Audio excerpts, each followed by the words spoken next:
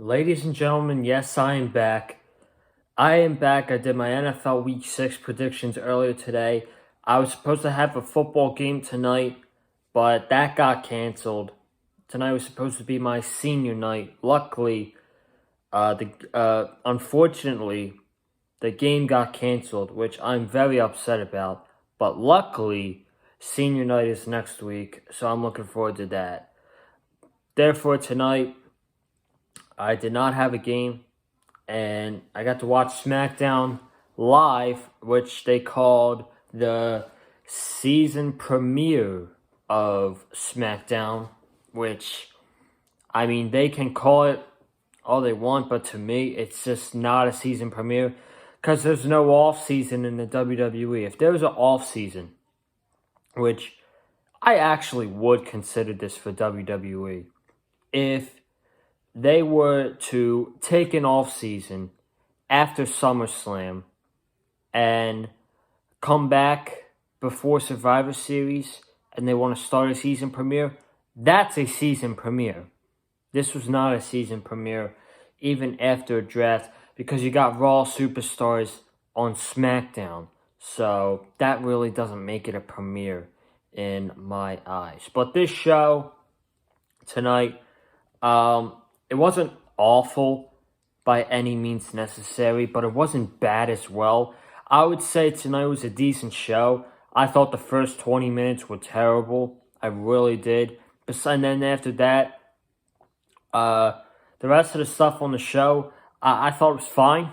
The main event, obviously, I didn't give a shit about the match, but I loved the ending. I thought the ending of tonight's episode was very good with Jey Uso and Roman Reigns, who you could honestly say at the end of the year had one of the best feuds on the main roster. So it's very up there for one of the feuds of the year. But we're going to talk about everything that happened on SmackDown tonight. Before you do, make sure you guys go check out my Raw review from Monday. You guys get the drill. I don't want to waste your time. Just all the videos that I did this week. More importantly, make sure you go check out my NFL Week 6 predictions, which I uploaded today. I'd very much appreciate that if you could check it out. But ladies and gentlemen, let's get into the SmackDown review, shall we? We opened up with Triple H and Stephanie McMahon in the ring, and they were out in front of the entire SmackDown locker room, and they said, "Welcome to the season premiere of SmackDown," and they said it's a new beginning for the WWE with the draft last week. No, it's not. It's not a new beginning until Vince McMahon leaves. So don't believe Triple H when he says that. He says new changes, fresh matchups, which I don't really see fresh matchups. I mean, we are still continuing Seth Rollins versus Rey Mysterio versus the Mysterios tonight. And even though I love it so much, Roman Reigns and Jey Uso and Sasha and Bayley, but we'll get to that later on. I actually really like that segment, so we'll get to that. I'll get in depth with that segment. But they went down the entire card tonight. Braun Strowman, Roman Reigns, Jeff Hardy, Lars Sullivan, The New Day, Cesaro, Nakamura, Sheamus. And then they introduced the Street Profits, who were attacked by Rude and Ziggler. They started a brawl, and then we got an entire SmackDown locker room brawl. I noticed that Kevin Owens and Aleister Black were brawling, so they're still feuding with each other. And then all the scrubs were left in the ring with Sami Zayn, Kalisto, Chad Gable, and Apollo Crews. Out came Lars Sullivan. He attacked the jobbers, Kalisto, Chad Gable. I hate using the word for those talented men, but that's how WWE treats them. Apollo Crews. Sami Zayn ran out of the ring. Then Jeff Hardy attacked Lars, and that was the first match of the night. Very boring and lame opening to SmackDown. There's no point of seeing a big locker room brawl for no purpose whatsoever. I just didn't get the point of why we needed this big brawl. For what?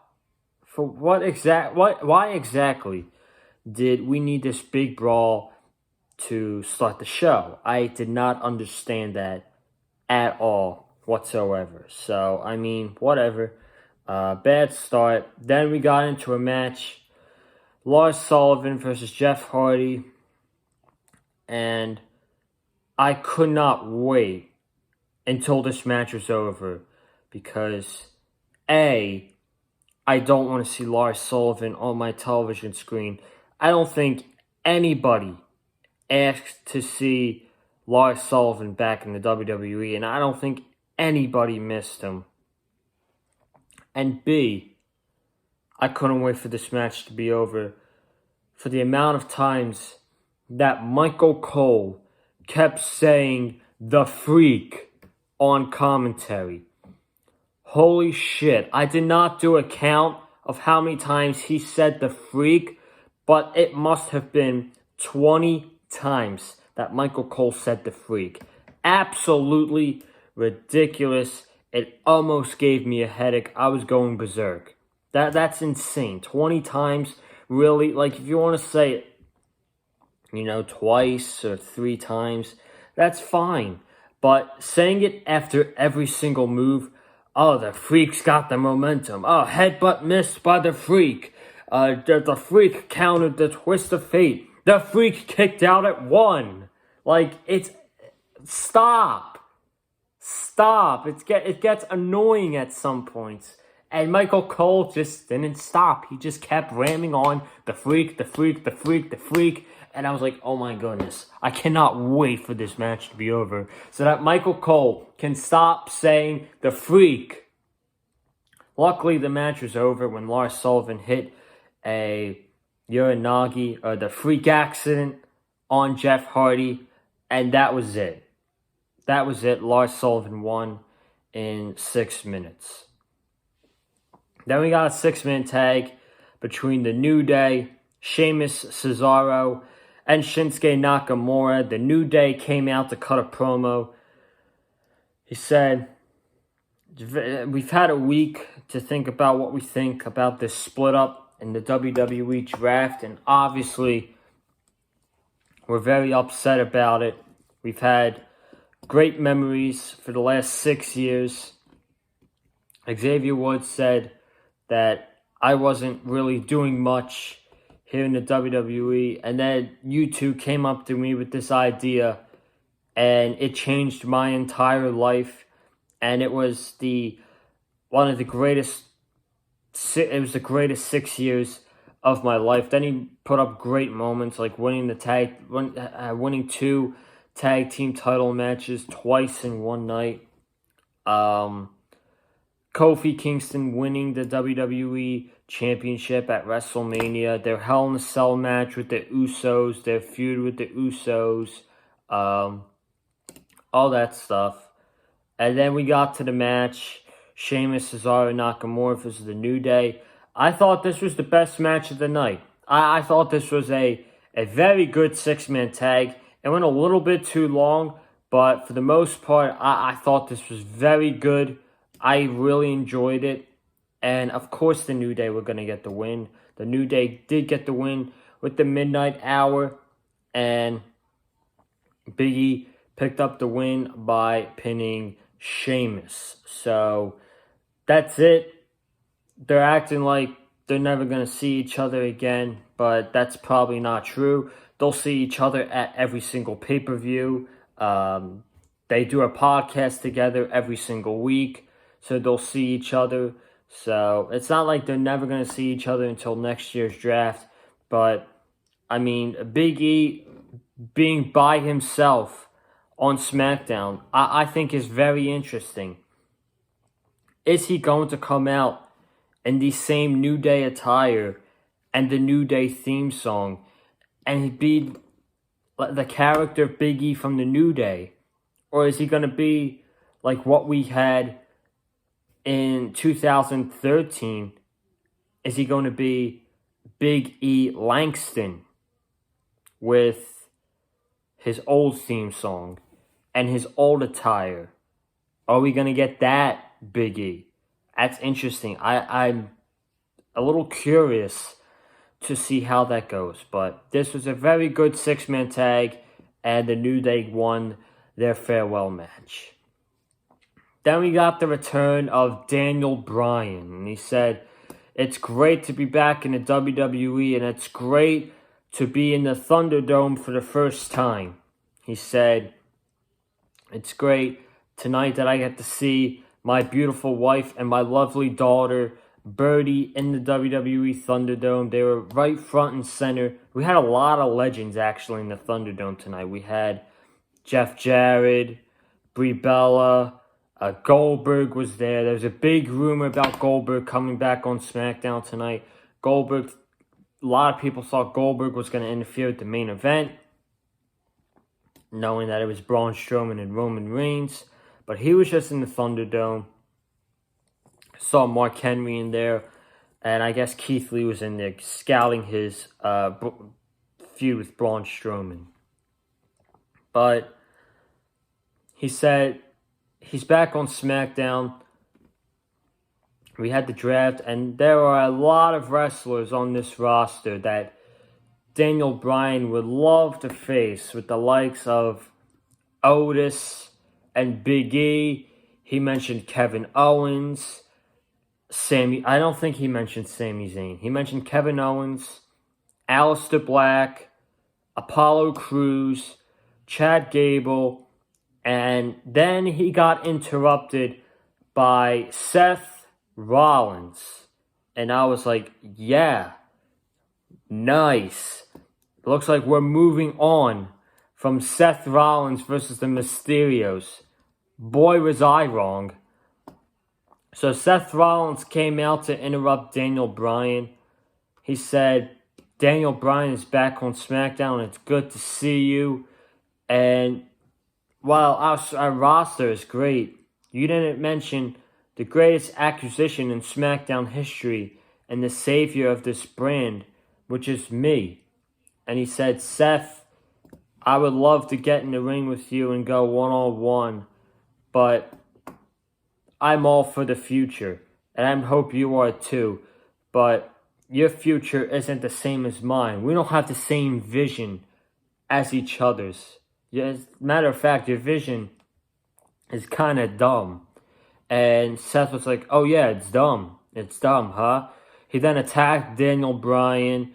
Daniel Bryan countered. He hit a running clothesline. He hit yes kicks. He was going to go for the running knee. Seth Rollins got out of the ring. I thought that was it. Boy, was I wrong. Out came Rey Mysterio and Dominic, and I was like, oh, Jesus Christ. Are you kidding me? I was like, this is great. A feud between Seth Rollins and Daniel Bryan is something I can 100% get behind, and most importantly, it's fresh. We have never seen a feud between Seth Rollins and Daniel Bryan before. And then the Mysterios came out, and all my hopes and dreams were crushed on that time frame. So Mysterios chased Rollins to the ring. Rollins was standing next to Daniel Bryan. He was thinking it was going to be him and Bryan against the Mysterios. Bryan got out of the ring. Murphy's music hit. He ran to the ring. He stood next to Rollins. Looked at Rollins. He tackled Seth Rollins to the ground. And then chased Rollins away. So, I mean, the stuff between Seth Rollins and Daniel Bryan, I thought was very good. That is a feud I can absolutely get interested to if they want to start that feud up. But, I mean, it's more likely confirmed that at Hell in a Cell, we are getting Seth Rollins versus Murphy. And at the end, Murphy offered a handshake to Rey Mysterio. Rey and Dom denied the handshake. So I guess something is going on there. But more than likely, we're getting Seth Rollins versus Murphy at Hell in a Cell. And I hope this is the end of all of this. Seth Rollins is due to have a baby in December. He can go away. He can focus on having a baby in a couple weeks with his wife, Becky Lynch. Murphy can compete in the mid-card. Dominic can develop. Ray can recover. And all can be good. And then Seth Rollins can come back and feud with Daniel Bryan. It's all there. This feud between the Mysterios and Seth Rollins is just... it's over. Forget about it. You gotta end it. Now, knowing that it's WWE, they'll have this fly right under the radar, and they will have this thing go until TLC, so which is the end of 2020. So what I just said might have been a waste of time. We got the Street Profits defending the SmackDown Tag Team titles against Robert Roode and Dolph Ziggler, and this match was a DQ a minute into this match. So I have to ask, if you planned on having a SmackDown Tag Team title match between these teams, why did you have to waste our time with a 1 minute... I'm sorry. Why did you have to waste our time with a 1 minute SmackDown Tag Team title match just to get to the pay-per-view at Hell in a Cell, which I found out tonight is next Sunday. So now I'm going to have to conceive plans for Hell in a Cell predictions next week. How many matches are even on that card? I don't know. I'll have to look tonight. But I guess this is going to be one of them. Dolph Ziggler and Robert Roode versus the Street Profits for the SmackDown Tag Team titles. So, I mean, be prepared to see this match 50 times before the end of 2020. Then we got a contract signing between Bayley and Sasha Banks for their Hell in a Cell match. This was really good. This is really good stuff. They did not brawl like every contract signing, which in WWE, after every contract signing, there's a brawl. It's just so boring and lame. Thank God there was no brawl here. Sasha was like, I had to help you through your entire reign as the SmackDown Women's Champion. I brought you up here when I needed a tag team partner back at Battleground 2016. I was there for you when you won your first Raw Women's Champion. We were women's tag team champions, and best friends don't do that to each other. If I wanted to turn on you, Bayley, I would have turned on you a while ago. And Bayley was like, she's SmackDown Women's Champion for 370 days now. She did it all by herself, and she just wants this to be over. She never wants to think about Sasha Banks ever again. She just wants Sasha to be gone and Bayley to continue her historic reign as the SmackDown Women's Champion. So that was very good. Knowing Sasha and knowing Bayley, they are two of the best women in the entire world. They are the two best women, in my opinion, on the WWE Women's roster. And knowing them, they're going to go into Hell in a Cell next weekend, and they're going to give us a fantastic Hell in a Cell match. And that is a match that I'm probably looking forward to the most next weekend. So that should be very, very exciting stuff next weekend between Sasha Banks and Bayley. And then in the main event, we had the Universal Championship, Roman Reigns versus Braun Strowman, and they tried to make a big deal out of this match. Like, it was so big. They had NFL analysts predicting who's going to win the match, and half of them picked Braun Strowman and the other half picked Roman Reigns. I doubt they even give a shit. They probably don't even watch wrestling. So why would you do this? Like, seriously, that's a complete waste of time. You're scripting them and like, hey, can you say I'm gonna predict Braun Strowman to win the Universal Championship? Like, it's so dumb. So dumb. I literally did not give a shit about this match. There was 0% chance that Braun Strowman was going to beat Roman Reigns in this Universal title match. Roman Reigns won. He did not win by a spear. He did not even win by a Superman punch. He put in the guillotine on Braun Strowman and made him pass out, which I love. I love that Roman Reigns used a submission hold instead of the same old spear and the guillotine. That is something I can absolutely get behind. Then Jey Uso came out to witness Roman Reigns chair shot Braun Strowman over and over again. Then referees were coming out. Roman was like, I love you. I would never do this to you, but this is your fate at Hell in a Cell. Take this chair and hit me in the back. Jey dropped the chair. He then punched Roman Reigns, super kicked Roman Reigns. Referees held him down after Jey got a couple chair shots in him. Roman hit a Superman punch. That was the way SmackDown went off the air. I did not give a shit about that Universal Championship match, but I thought that ending was great between Roman Reigns and Jey Uso going into their Hell in a Cell I Quit match next weekend. But ladies and gentlemen, that does wrap up the SmackDown review tonight here on the channel. Overall, I thought it was a decent show.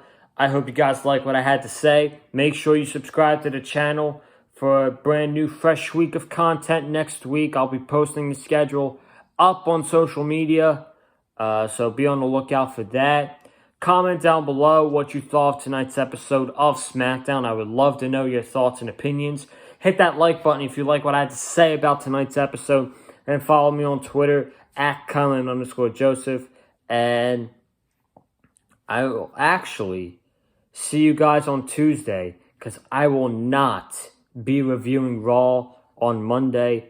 The Dallas Cowboys play on Monday Night Football, and I'm going to go with the Cowboys without Dak Prescott over Monday Night Raw, which is the go-home show for Hell in a Cell. So no Raw reviews. I'll see you guys on Tuesday. Have a good night and stay safe.